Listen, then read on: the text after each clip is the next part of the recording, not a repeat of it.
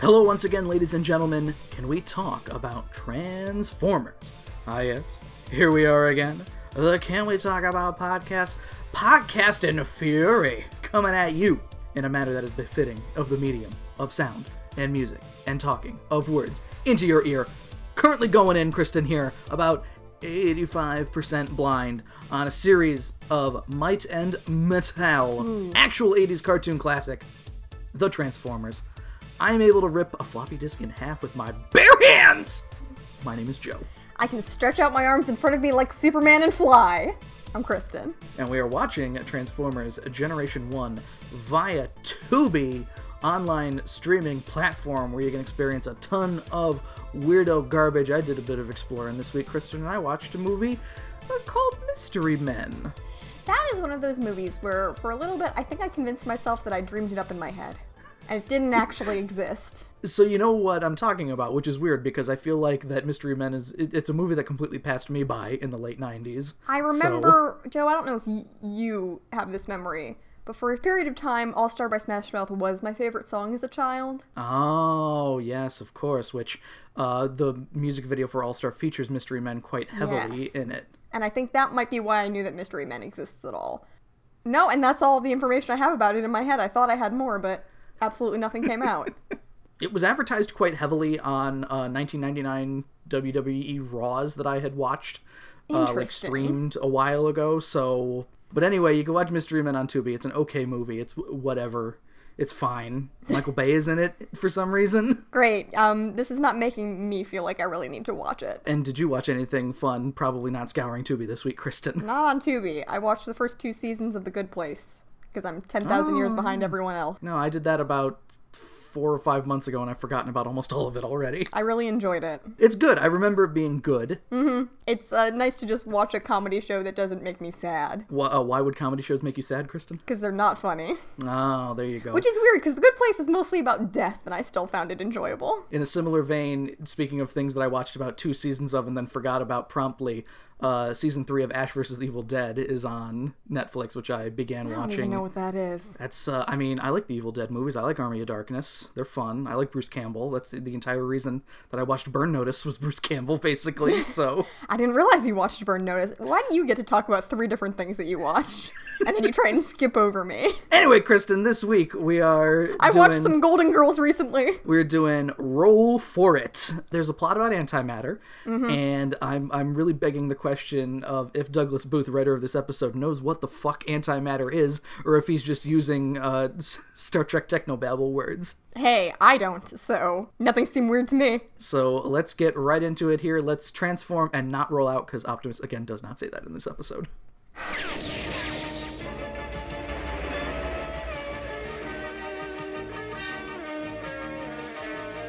Transformers, more than meets the eye.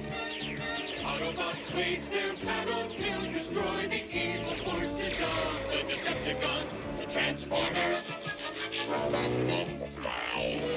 The Transformers, more than meets the eye. The Transformers. Roll For It. Written by Douglas Booth, as I said, cartoon writer. His writing credits include things like Winx Club, nice. Extreme Dinosaurs, I don't know what the fuck that is. It sounds really 90s, first of all. And 1 episode credits for shows like The Magic School Bus and the Darkstalkers cartoon. That's another thing I always forget exists. I was going to say, I feel like I had asked you this question on this podcast before, that, Kristen, did you know there was a Darkstalkers cartoon? Yes, I do. We joined the Decepticons here, except Skywarp is missing, and Thundercracker is there, even though he's colored like Skywarp. But we'll get into that. Joe, you mentioned in advance of me watching this episode that there are quite a lot of coloring issues and animation issues in general. Let me tell you, watching this, I hope that's what contributed to me staring at Transformers and going, I still don't know who the fuck you are. I'm retaining nothing. I did originally write the Jets minus Thundercracker because, again, Thundercracker is colored like Skywarp here. But the very first words out of Starscream's mouth are, Thundercracker, follow me! Oh, Which is weird because I feel like Skywarp talks a lot in this episode. He also lets the kids at home know, Starscream does, that he's still the leader of the Decepticons, and he gets in Soundwave's way when he, banks a turn. See, we started okay because imagine me watching this episode and the very first thing we get is Starscream being a little bitch. I love it. We are back at a dam. I say the dam. It could be a dam or the dam. I mean, there's multiple. There's a lot of dams in Washington, apparently. There really are. I'm sorry, Joe, it's Rock City, Utah. And we got some hard hat people as well. And, man, it seems like the U.S. population has been fully brought up to speed on what's going on with all the robot fights. The guys inside, the hard hat guys, are like, wow, those jets are pretty loud. Are they going to land outside? Like, wait a minute, it looks like they are. Decepticons! Oh my god! And, so Starscream crashes through the window of the workstation that they're in. A very large window if a jet can fit through it. Apparently it's a huge window, because the alternative is that the scale of the jet turned really small. And I don't want to think about that. A man runs over to a phone and yells Mayday into it, which, Kristen, is, I feel like Mayday's only a thing for a boat? I don't have any nautical experience nor any dam experience, so... Maybe this guy thought because they are close to water that he can use nautical terminology. Maybe he just panicked. He thought the disaster dam was a disaster boat. Yeah, he was just like, SOS! Some cops run in here and threaten the Decepticons, but Starscream just blows up some crates and barrels here. Blows up a crate and barrel. Yeah, he basically just laughs at them like, you idiots. Pew, pew! Starscream declares that they do not need Megatron, and there's a very awkward-looking shot of Soundwave making an Energon cube where his, like, front panel is down, but you can't really see inside his chest, so... Ain't nothing in there. Where did the cassettes stay, then? Where does he keep his kids? Joe, I watched a video on Twitter this week. Did you know that otters have skin pockets? I was not aware. So underneath their arm, they basically got pouches. Uh-huh. And I watched a video of an otter just pulling clam after clam out of its inside skin pouch and slamming it against the ground like, give me that meat! And then eating the clam. And then throwing the shell away. Saving it for a rainy day, I guess. I guess so. And then I went onto YouTube and searched sea otter clams. And I just spent about an hour doing that. They love smashing them oysters. It's hilarious. Sea otters! Sea otters. The Autobots arrive at this point here, which we got Autobots roll. So is it like just for the wheelchair jokes? Oh no. Like to set that up later? I'm really wondering, Joe. Brawn and Cliffjumper are here and are very confident when confronting Starscream. Brawn even puts his hands on his hips like a sassy boy. I hate both of them. So, Kristen, for the third episode, I say the third episode, I'm counting More Than Meets the Eye as one episode. Third episode in a row, Cliffjumper just eats shit. He just goes in, he's like overly confident. Guys, I got it, don't worry. And he gets smashed aside here, directly into Brawn, who does not budge when Cliffjumper smacks into his chest. He's just kind of like, haha, idiot. So Starscream takes a second to gloat here. He has a very large thing that I guess he's going to try to crush the Autobots with, standing over them. And then Optimus tells him to pick on a mechanism his own size. That's really dehumanizing. And I understand they're not humans, but come on. Demechanizing, Kristen. Demechanizing. Optimus wrestles the thing away from Starscream, and it bounces over toward, like a bowling ball, into a fucking bunch of Energon Cube pins, and they all blow up. Lots of fun explosions in this episode. The Decepticons retreat, Starscream shoulder-checking Optimus before they leave. That is my favorite animation I've seen so far. Just like, get out of my way! I think that most animations that we enjoy, Kristen, involve characters shoulder-checking one another. Mm-hmm. Like Eric in The Stingers Hit Town smashing Jerica aside. I just keep thinking of Bizzazz's drive-by slap of Lindsay. Just real casual stuff like that, like a quick collision of these two badly drawn things. Soundwave, despite being able to fly, runs through a chain link fence as Prowl and Bluestreak here give chase. I guess they're here too. They were just hanging out outside. And am I crazy, or did I hear him doing a little bit of like, whoa, whoa, whoa, whoa, whoa, whoa? Soundwave does like scream, which is weird. He's just kind of like, ah. Which is very awkward, and there's also a fun thing with Soundwave later that scared me when it happened.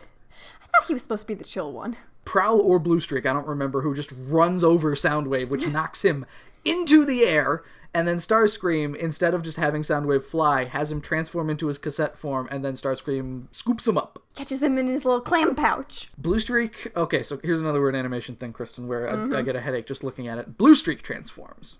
Fires shoulder lasers at the jets. And then in the next shot, when Optimus is there, Prowl is transformed and Bluestreak is still a car on the side. So one of the other things I noticed is that when all of them turn into jets, it seems like the front of them are always bent. The weird thing, I think they were using different models or something, because the jets don't look like that normally. It didn't look right. With the kind of, like, angled down nose cone. Was that to show that they're damaged? There are jets like that, is the thing. What? Yeah, with, like, a droopy nose cone. That's strange.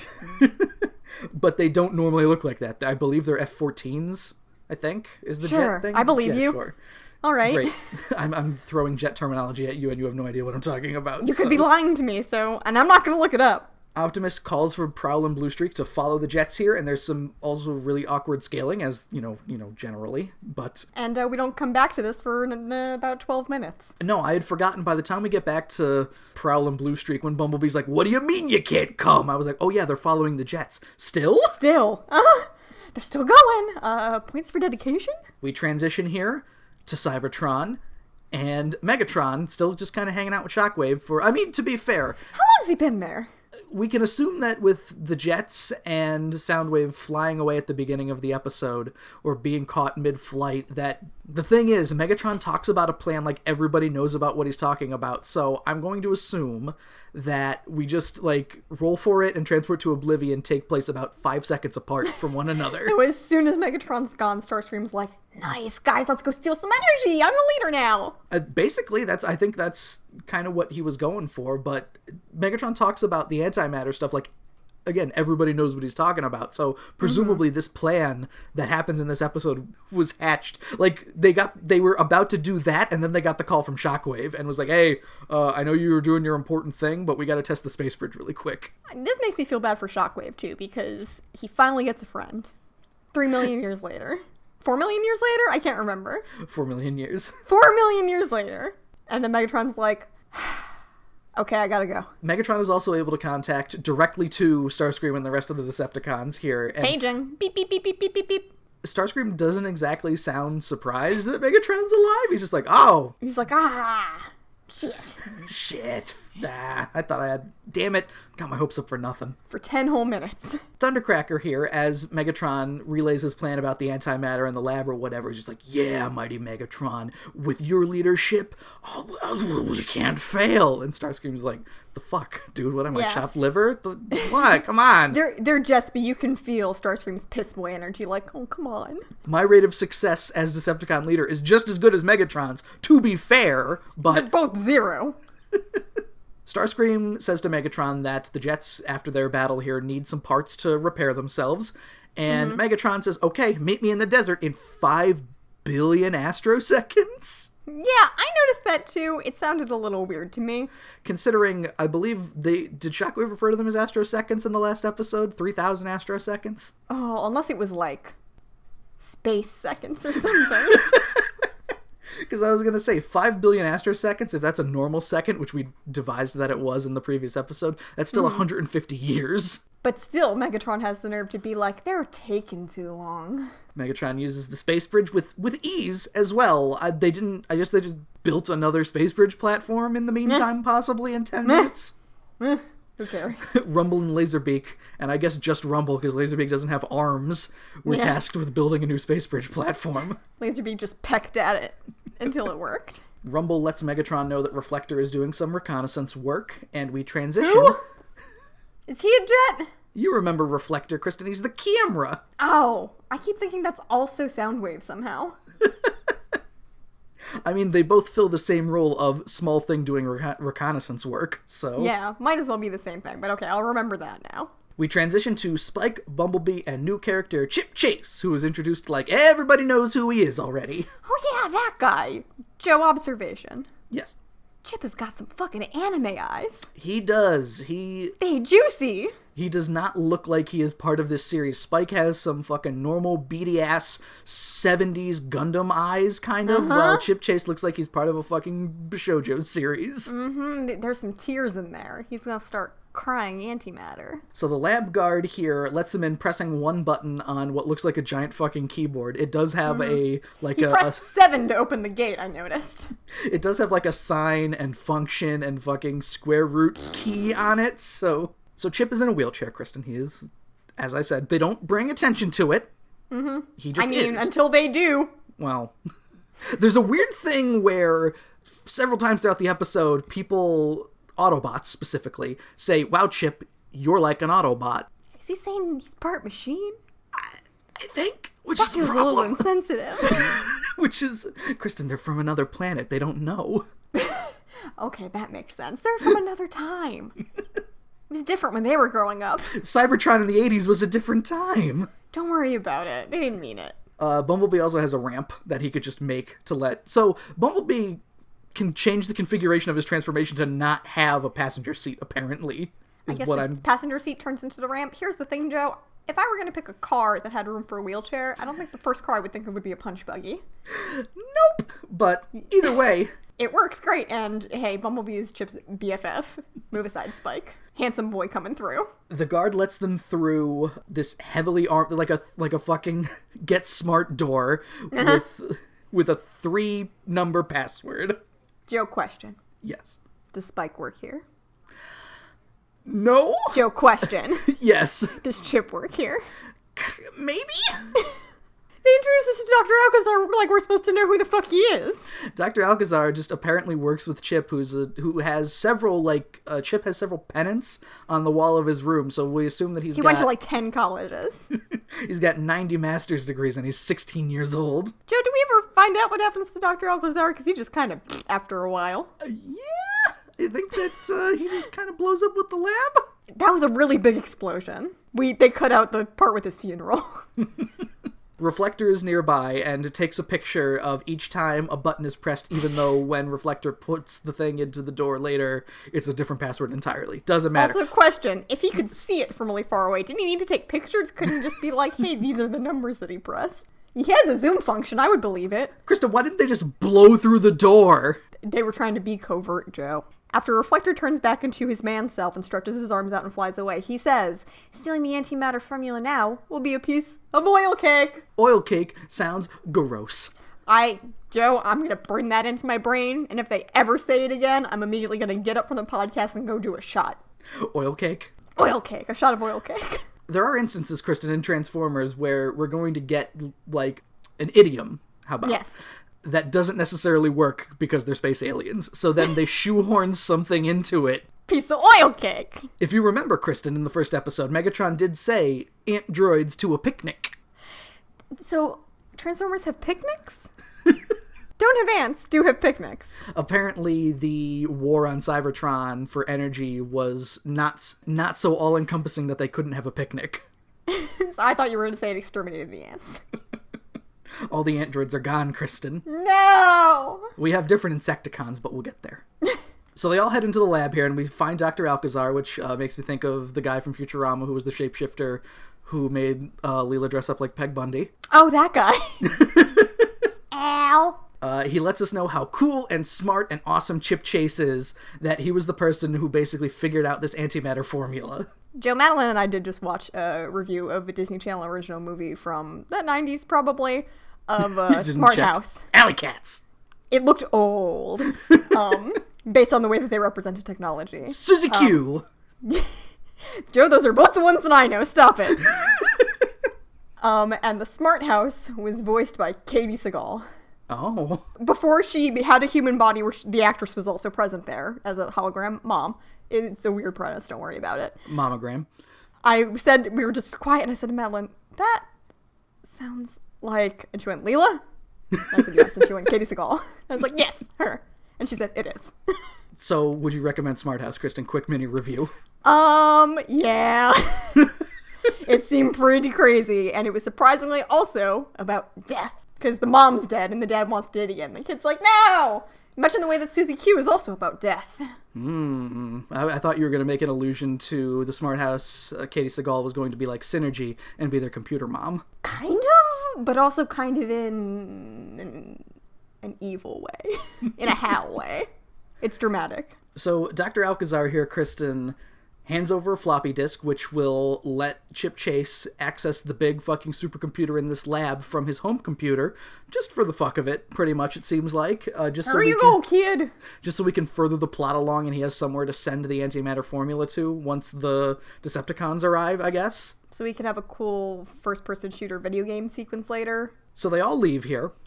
Everybody except Dr. Alcazar, everybody who came in, Bumblebee, Chip, and Spike, and for no reason at all, It kind of blows their cover. Laserbeak attacks Bumblebee, which clues them in, wait a minute, the Decepticons are going to try to attack the lab. Ah, shit, they want the antimatter. Bumblebee hides in a parking garage, that's where he escapes, and another fun bit of animation here where Laserbeak shoots at the parking garage, which looks fine. It takes the laser hits, and then, oh, look at that, it's got laser blasts all over it. They're very high-tech, advanced laser blasts. You don't see them until they're in you. We cut back to Megatron here. He decides that since Bumblebee got away, they need to attack the lab now. They can't wait for Starscream. It's just going to be me, 2 cassettes, and Reflector. Yes, perfect. The Decepticon attack force that nobody would be expecting. I mean, they have the element of surprise. Bumblebee drops Chip back off at his house that he's going to try to warn Dr. Alcazar with his new computer communication that he has, I guess. They really didn't consider just going back? Optimus already knows what's going on, and... They didn't consider going back? Bumblebee is going to try to contact Prowl and Bluestreak. All right, Joe. If you're going to be like that, fine. Prowl and Bluestreak, of course, are still on their Decepticon jet fact-finding mission, so they can't do anything. Mm-hmm. The jets are ripping parts off of other jets to fix themselves, which I thought this was going to be slightly more of an advanced repair sequence. No, we literally see Starscream ripping a piece of metal off of a jet's wing and pushing it into Thundercracker's wing. Uh-huh. They don't have the repair bay anymore. As this is going on, Kristen, Starscream says that Megatron can't be trusted with the antimatter formula. Okay. But you know who could be trusted with it? Nobody, according to Prowl and Bluestreak. I was going to say, let me lay this one on you, me, Starscream. But then Prowl and Bluestreak say, oh no, none of you can be trusted with the formula. And then Bluestreak calls Starscream Manifold Mouth? That's hot. I don't know. Sexy. I love it. They also threaten to cook crankcases, which could be setting Liar Liar Dick on fire. I thought, I'm going to take a griddle right to your ass. Prowl and Bluestreak then realize, wait a minute, there's 2 of us. Huh. And then there are at least 3 jets, and Soundwave, and Ravage. So they're a little bit outnumbered. Segment 1 ends with both Prowl and Bluestreak eating shit immediately. Mm-hmm. Segment 2 starts, the Decepticons fly into the lab to let themselves in, and Megatron, again, Reflector pushes 3 buttons, and they just walk in, and then they all just walk in through a wall, as per normal, and Megatron's like, hey, flesh creature, give me the formula. And right before they Kool-Aid Man into the lab, Chip does manage to contact Dr. Alcazar, and he uploads the formula to Chip's computer, and I guess deletes the one he had. Yes. The Decepticons don't bother looking, so we don't know if that's true, but that sure is what he says. Well, the first thing, as soon as Dr. Alcazar's like, it's gone, you'll never find it now, Megatron goes, he lies. So he finds out that it's out there. He just saw him, hunched over the computer going, tap, tap, tap, tap, tap. So you can probably assume what happened. Megatron finds that it went somewhere. He just needs to find out where. And for no reason at all, when he was all gung-ho later in the episode about killing Chip, he's just like, Dr. Alcazar, let him live, whatever, who cares? He gets his later. Chip receives the formula on his end and vows to keep it safe, while we transition back to Prowl and Bluestreak. Prowl gets shot, and he says that his battle computer is damaged. Yeah. So he can't move? Okay. Sure. Okay. I follow that. So he does internet? He goes, I need to connect to an online computer. And some antenna come out of his ears, and he kind of rests his head against a phone line. Joe! Yes. Is he plugging into dial-up? It's the 80s, so I guess dial-up is the thing, possibly? It just so happens that Chip Chase's computer is the closest computer nearby, and he goes, oh, my battle computer! Oh, God! And Chip somehow understands this. AOL was invented in 1985, so that tells me that dial-up internet existed. Wow, America Online was at 1.0 for a long time, wasn't it? It really was. So Chip gets the computer signal from Prowl, I guess, and Chip then takes control of Prowl? He takes out his little joystick. No, Kristen. No. No. He does all of the fancy flying that Prowl does. The reality is funnier. With a keyboard! Yay! He just uses the old WASD there. No mouse, of course, so... He speedruns Transformers. He speedruns Transformers here, where he manages to jump Prowl onto a jet. Not a Decepticon jet, a normal jet. Punch through the canopy. Turn the jet on. Start driving the jet toward the Decepticons. And firing missiles! And fire the missiles at them. So, Chip is controlling Prowl, who is controlling the jet via Chip. Joe. Yes. I have a question. Yes. How old is Chip? If he's as the same age as Spike, he's 14. That's a smart kid! That is one smart boy. And then, Kristen, in the middle of this, Prowl calls Chip a human after his own central processor, which means that Prowl is in love with Chip. I am too. Did you see those eyes? And in a way, Chip has already been inside Prowl. Ew. Joe, that's gross. So the Decepticons all run here, and... one of them yells like, let's get the fuck out of here. As they're leaving, Megatron communicates to Starscream that Chip is the person with the formula, so just on the way to the lab, they just stop off in the Washington suburbs here. Yeah, whatever.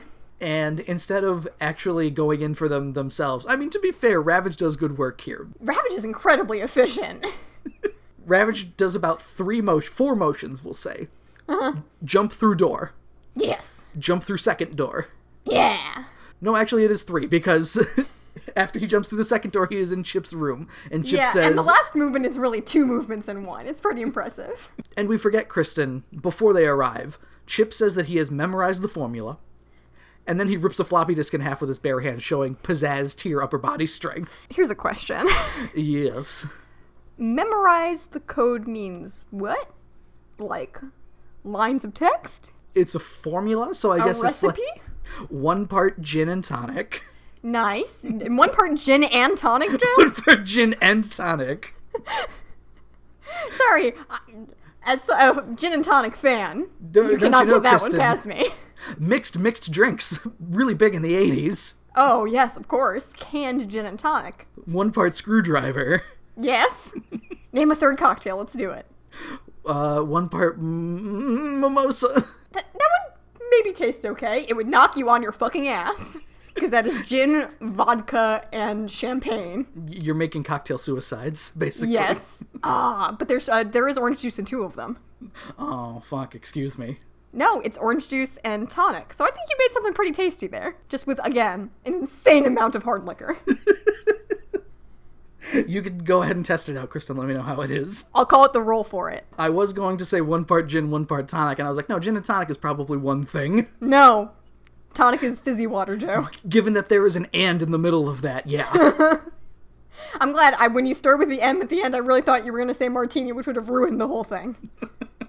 Anyway, Ravage's 3rd motion, of course. I want to say this one. Please. So, we don't see it. We just see the outside of the house. And in, like, the speediest, swiftest animation, Ravage goes through the window with the Chip and his wheelchair in his mouth, and he slam dunks him inside Starscream.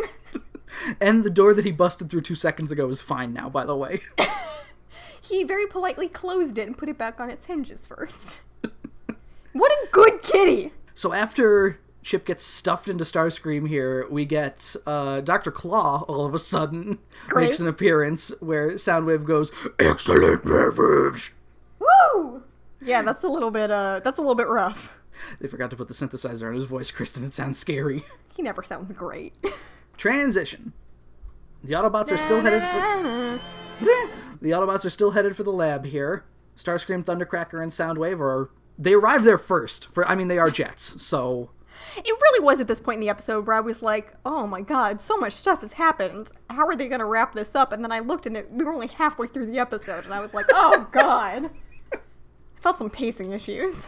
The Autobots arrive here, and Rumble threatens that they will kill Chip if the Autobots try anything. And then Starscream lets Chip in on a little secret that he's going to die either way. Ouch, ice cold. From one Bishounen to another. Autobots, transform for action. That could mean anything. Yeah, because their action is all huddling around Optimus as they just go... Here's the plan. Fade in, fade out. Autobots on 3. 1, 2, 3, Autobots! Yeah! Inside the lab, Soundwave has his pointer fingers just on Chip's head. On his temples here, basically mind-fucking him to... He's just able to get the information from Chip. Now, to be fair, Kristen, an early characterization of Soundwave did say that he could read thoughts. So, I'm saying this feels like we're getting towards Soundwave being our Riot. Our weird psychic man. If only Riot had a synthesized voice. I would like that so much more! The time has come, Kristen, to create antimatter. Joe, is antimatter a real thing? Yes? What is it? Tell me. Black hole shit? Okay. Good enough. The thing is, it looks like Energon when they make it. Just looks normal. A little bit brighter, maybe. Back outside, we see that the plan that they are formulating here, the Autobots, are... It's a hologram plan. It's a hologram plan. Mirage turns invisible, and Hound turns into a surfboard. I wonder how much the hologram plans get used in the future, and if that was part of them being like, alright, so we want to make a new series, and it's going to be a girl rock band, but we don't really know how to write things that don't involve hologram plans? So how do we get around that? Why wasn't the Rockin' Roadster Hound? I know, right? Why wasn't Synergy just Mirage? So, Hound turns himself into a rock, and the plan is, we see also footprints, because I guess we gotta find out that Mirage is invisible, because why wouldn't Hound make footprints if that's the case? But either way... Yeah, so a big boulder rolls towards the gate. So who is the motherfucker on the gate, Joe? Rumble is the one on the gate, Kristen. Rumble is so moe. I almost died. A dumbass. What a bimbo. Rumble sees this big fucking rock rolling towards the gate, and is like, what's that? What the heck is that? You know what? That is strange. And then Bumblebee just flies over him while he's not looking. So I was willing to accept that the flying robots thing was happening with just the Decepticons because you said that was a thing. Joe, everyone and their fucking mom is flying in this episode. I was wrong on that account. I believe it stops. Again, this is the very early series we're talking about here. I really hope so. If the Autobots are still flying in Season 2, I'll eat my crow and be done with it, but... You'll have a roll for it cocktail.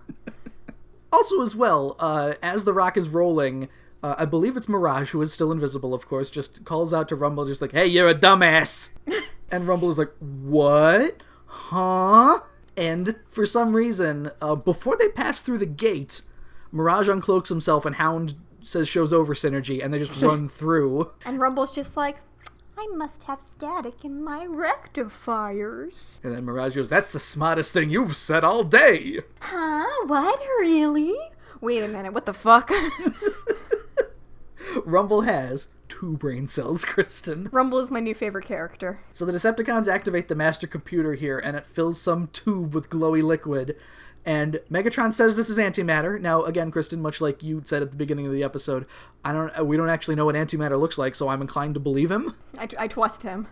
I assume he knows what he's talking about. He eats a bunch of them later, too. The plan is to put antimatter in energon cubes, it sounds like, which I just thought that... So are energon cubes the empty versions of the cubes? Because I thought it was just that energon cubes were the cubes in their full state after they've compressed down oil and electricity and what have you.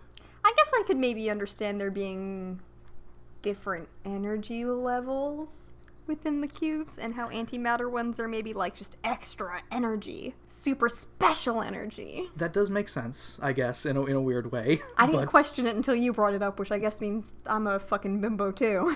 Megatron says, alright, give me the energon cubes, and Chip is like, oh no, sir, I'm going to stop you. These cannot be used for evil. And then Ravage just wrecks his shit. He knocks him out of his chair. Hey! Megatron is like, wait a minute, didn't I say for somebody to kill this guy? Could we please just murder this man? And Thundercracker's like, I thought you never asked. But then the holograms arrive. Not so fast, Megatron. Who said that? Me. And me. And me. No, Joe, it's worse. They say something like, we did. So did we. Us too. One voice at a time. And of course, all of the clones are not colored like Hound either, and then they are in the close-up, so It's great, and I love it. Decepticons shoot at the holograms, but of course they are holograms. They go right through, like a clipboard right through Jim. Bumblebee and Spike show up here to rescue Chip, and Starscream here, who is brandishing his null ray like a normal gun for some reason. He's about to stop him, and then Mirage uncloaks and fires the null ray out of his hand because he can't fire it off of his shoulder. And then Starscream forgets that he has one on his other shoulder. He got embarrassed. Don't worry about it. Bumblebee transforms in a way, Kristen, where Spike and Chip are underneath him and is able to... He just stuffs him up in there. Right into the clam pouch, Joe! Right into the... Get transformed right into the clam pouch and then drive off. Woo! Me and my two little clam boys. The Autobots all drive up some stairs, and it looks awesome. And then out a window somehow. They drive back to Optimus, and his part now, Kristen, is to drive directly into the wall where Rumble is, in which case, I guess it's so Rumble couldn't give away that the Autobots were coming? They're just trying to leave absolute destruction in their wake. Optimus has a few very dumb last-minute parts where he's like, yes, and I was part of the plan all along, too, after everyone else does all the heavy lifting. I mean, they probably could have... It's so Chip didn't die, I guess. They got Chip. Chip is safe. Chip and Spike are fine. Yeah. So now Optimus can unload all of the Autobots from his trailer ass and have them run in here, where it's not exactly clear which Autobots are going inside and coming out, considering it changes between segments. Shrug! Sunstreaker, Prowl, and Ratchet are who we see. They run into the lab, crashing through another wall, like running directly through it. Because there weren't already holes in the wall that they could have gone through. And Megatron's response is to throw an antimatter cube, which should kill everyone, and... It looks like the entire lab explodes. The end of segment 2 is the entire lab exploding, and then when segment 3 starts, we see just part of it exploding. I'm pretty sure Dr. Alcazar is still in there. So then Trailbreaker, Ironhide, Wheeljack, and Bluestreak all leave the lab when we didn't see them running in. Whatever. They're all just colored wrong. Optimus as well is like, well, you know, we lost some people. We lost the battle, but we didn't lose the war. Let's get at it. Optimus, nobody died. What are you doing? He really just can't pass up an opportunity to be super dramatic. Autobots, transform. Boom. Roll out. Almost. Missed one word. Yeah, we're so close. Back at the lab here, the Decepticons seem to be fine, despite Megatron They're throwing just annoyed. He vowed, not only, Kristen, does he vow to turn the Autobots into dust, but molecules of dust. I noticed that too. That's pretty tiny. So we're back at the base here, Kristen, and Ratchet's just there. So apparently he wasn't there. Hello! He had the head crest. I saw it. It wasn't Ironhide colored like Ratchet. I know. So they are talking to him because he's the doctor, I guess? Ratchet is the ambulance, so yes, he is the doctor. Okay. He doesn't do much. Also, Sparkplug doesn't have a helmet for the first time in the series, I think. Is that supposed to come off? Or did that get bumped right off his noggin, and that's part of his head they took off? And Sparkplug says that they look like the guests of honor at a 50-car pileup, which I think was actually a good line. It is pretty funny. Chip feels so bad. His anime eyes are sparkling. He says it's all his fault for memorizing the formula. And Wheeljack rolls up here. He's like, nah, fuck that. I got a project that I want you to work on. Stop feeling sorry for yourself. Come here. Oops, and I swear to God, I didn't mean this on purpose. I almost went, hey, come on, stand up, let's go. But then I was like, oh, okay. The Decepticons are loading jets painted like Starscream and Skywolf with the cubes. Yay! Now, I say painted like because Starscream is standing directly in front of Megatron as Megatron does his, like, we're gonna kill the Autobots. I gotta fucking rip their hearts out. The universe belongs to me. What's this voice? It's not Megatron. They all fly off, and we transition again. The Autobots seem to be in working order now. Sunstreaker and Sideswipe are, like, arm wrestling, kind of. Sunstreaker? Sunstreaker's the yellow version of Asswipe. That doesn't help me. So, wait a minute then. Wait, no, come on, Kristen. Is Wheeljack the one whose ears light up? Yes. I hate it. Okay, so I'll remember that now. He's God. He built the Dinobots, remember? Yes. So, seeing him create more weird stuff, it's establishing character. They have 10,000 characters, and they're able to give them different attributes. They couldn't give Aja one episode. And it's only going to get worse, Kristen. There are entire teams of 5 that combine into one robot. No! And 6 in the case of the Constructicons. I'm never gonna remember all this shit. Teletran shows off that the Decepticons are working on... They fly in there. They're flying. They on their way. Optimus walks in the middle of everyone at this point and is just like, alright, you've heard me do this 1,000 fucking times. We're the only ones that can stop the Decepticons. Blah, blah, blah. They're coming right now. Let's go. Hard battle, who gives a fuck?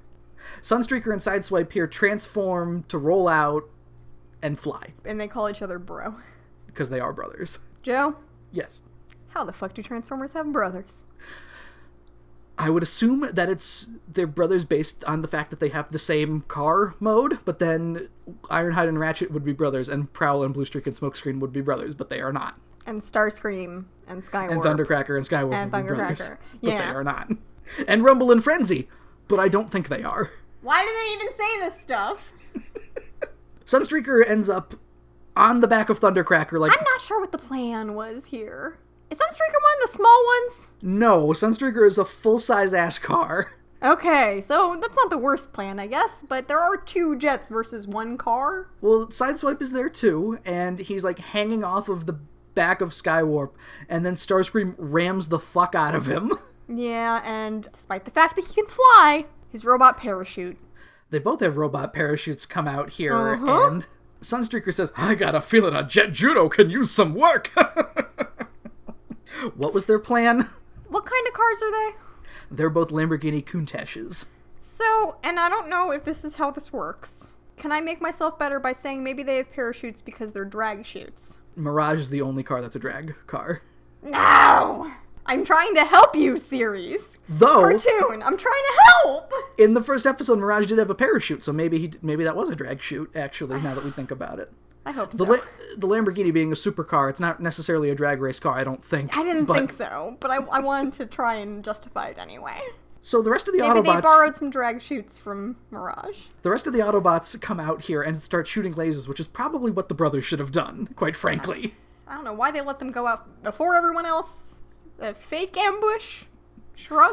Megatron infuses himself with 2 antimatter cubes, puts them right in his boobs. Shoves them right in there. He stuffs his little robo bra.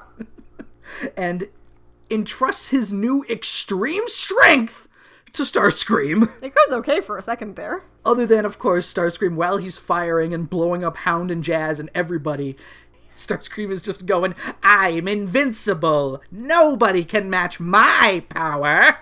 So now seems like a good time to mention on the podcast that you had us talking Starscream. Yes, at it was one point when we were growing up. It was the leader class figure of the second movie. And while you were away at college, Starscream stayed and hung out, and I commandeered your room to use occasionally. And sometimes when I would sleep in there because, I guess, was there a computer in there? I don't remember why. But I had 2 bedrooms basically after you moved out.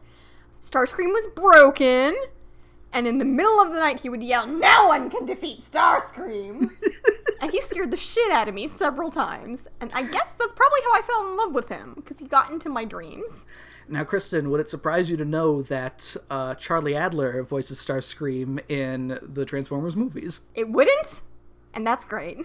So presumably that no one can defeat Starscream is just Eric Raymond inside of Starscream's brain. Oh my god, I love it!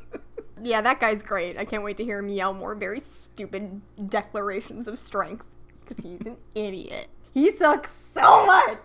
All the Autobots are just standing there getting shot, too, while Wheeljack is like, okay, time to do the plan here. Optimus has his own plan, I guess, where he starts driving towards Starscream. And Starscream, rather than shooting at Optimus, is just like, well, now the shoe's on the other foot. I'm going to destroy Optimus Prime with a gun that I forget is actually Megatron. And Brawn is in a moat directly in front of Starscream. In a foxhole. In the trenches in the countryside of France. And does a whole push on Optimus, which causes him to fly into Starscream's hand to knock Megatron out of Starscream's hand. That seems unnecessary. And, like I said, he forgets that Megatron is the gun because he says, quick, get the antimatter gun. That's my boss. Not Megatron, transform again. Don't just lay on the ground like an idiot. But Skywarp picks him up, and man, he gets so excited. Wheeljack's plan is for Spike to run over with a jackhammer. Yes. And jackhammer Skywarp's leg, and Skywarp to be like, dude, what the fuck? And, you idiot. And then he picks him up, and he's like, get out of here. And then Chip comes up and places a little thing on his leg, and Skywarp, for getting the thing put on his leg, is like, okay, well, I'm gonna blast you first, Chip, you beautiful anime man. Why'd you put a thing on my leg? Very rude. Teletran takes over Skywarp through Wheeljack's invention, I guess, and he tries shooting the gun all over the place, but he can't quite get it in the right spot, and now is the time that Megatron transforms and is like, Skywarp, you dumbass, what's wrong with you? You're using me wrong. And then he opens his bra up and empties all the antimatter out. Because apparently it will kill him all of a sudden. It's just like, I can't trust any of you people, and then a bunch of cubes explode. Maybe, and the cartoon could have done a better job explaining this, of course. Uh-huh. Maybe if you fire too fast, the antimatter will get jostled. Vibrates too hard. Yes, and blow up. It'll go up into his head and explode. Starscream didn't have this problem, of course, but... No. That's the only thing I could think of for why all of a sudden Megatron would need to be like, I need to get this shit out of me right now. I need to abandon this thing that I spent the whole episode working to get. And then all of the cubes explode over the Decepticons. Oops. So they're a little bit dusty. We get a transition to like 2 seconds later. They're really willy-nilly with these transitions. The Decepticons all retreat here. The Autobots celebrate their victory, and it sounds terrible. Did you notice? Was it the same kind of like 3 clips of going yay, yay, whoa, yay? Yeah, yep. And it all sounds like they recorded at the same time, 10 feet away from the microphone. And Sunstreaker is like, Chip, you're a real hero. You saved the day. And Chip's like, I am. I did. Wow! They say he's basically an honorary Autobot. Which is about the 9th time somebody has said that in this episode. Again, seems a little bit insensitive to me. Back to the Decepticons, Megatron vows revenge, and that's as good a place as any to end the episode, I guess. We're done. Are we ever going to see Chip again? Chip is a fairly regular character from what I can tell. There's like 3 or 4 human characters that Spike's the main one, obviously. Sparkplug, Chip Chase, and Spike's Goyle friend will show up at some point. So there will be a lady in this show, just not a lady transformer until, 70-some episodes in. Hey, a lady, I'll take it. And I am looking forward to paying attention as to how much they use the word roll in association with Chip. Kristen, this episode itself had nothing to do with rolling unless we're talking about Chip.